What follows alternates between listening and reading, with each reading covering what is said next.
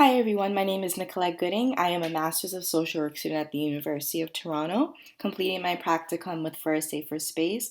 Today I will be sharing information about elder abuse and the signs to look for yourself or even loved ones. So elder abuse can be defined as any act or lack of action that harms a senior, causes them distress, or risks their overall well-being. Elder abuse is often associated based on the vulnerability with somebody's age. Elder abuse can occur in the home, residential settings, or in the community, and it can be caused by family, friends, paid care providers, landlords, staff, or any person in a position of trust and authority of the elder. Those who experience elder abuse can face various forms of abuse that anyone can experience at any point in their life, but are specifically facing this abuse now because of the vulnerability of their age. So, being an elder makes them more susceptible to financial, physical, emotional, verbal, psychological, mental, sexual, cultural, spiritual, and overall neglect. Neglect most often occurs with elders as it takes place when a caregiver does not provide for an elder's safety or for their physical or psychological needs. Elders may require assistance, and by not providing this care, the elder is experiencing forms of abuse and neglect. Examples of abusive behavior to look for include being controlling by isolating the elder from friends and family, treating the elder like a child, blaming the elder for abuse, leaving the elder for long periods of time alone if they are dependent on others, someone having a strong entitlement to the elder's property or belongings. Some warning signs of a senior being abused include changes in mood such as depression, fear, anxiety, or detachment, changes in behavior by being socially withdrawn, physical harm such as unexplained injuries, neglect such as lack of hygiene, food, clothing, failure to meet financial obligations or unusual bank withdrawals of large amounts, and changing in living arrangements, such as forcing people to move in or forcing them to move out. What to do if you or someone you know is facing elder abuse? It's important to call local emergency authorities if you have immediate concerns about someone's or your life.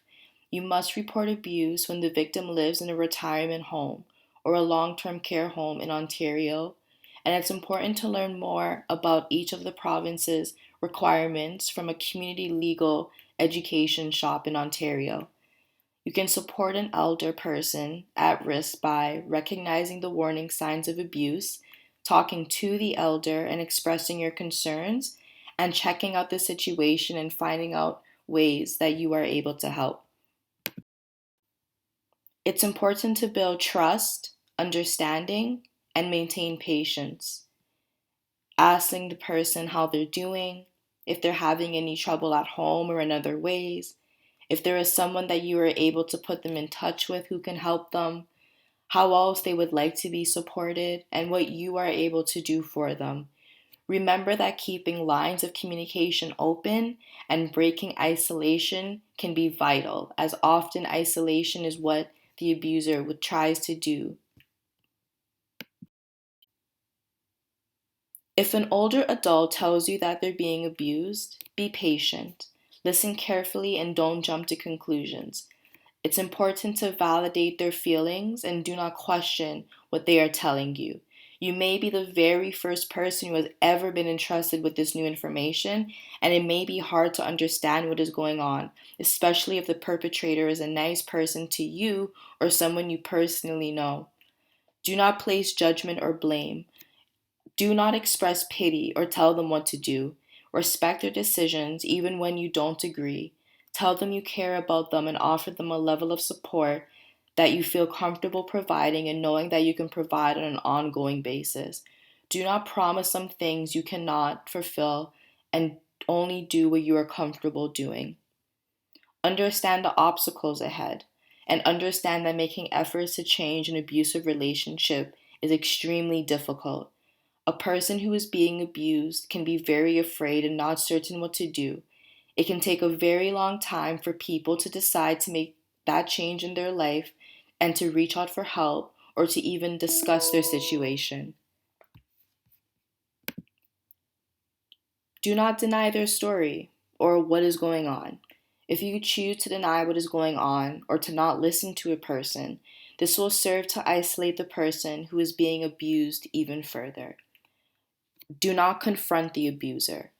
Could only put you or the person who is being abused in further harm. Educate yourself. It's very important to educate yourself on the resources available, learn about safety planning, and call your local community information center, community care access center, community support agency, and even talking to your own doctor and lawyer and searching online for resources and information can be supportive for both yourself and for the person that you're looking to support. And lastly, encourage them to seek help. Offer to help them find the right place to turn to in local resources if this is something that you are prepared and able to do. Seeking support. Tell someone you trust what is happening to you. Ask others for help if you need it.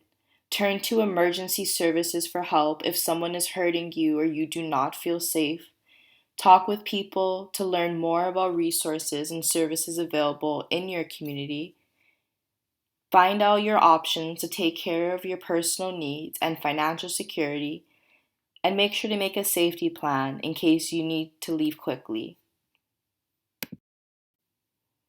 Thank you for watching this video. I hope it was helpful, and take care.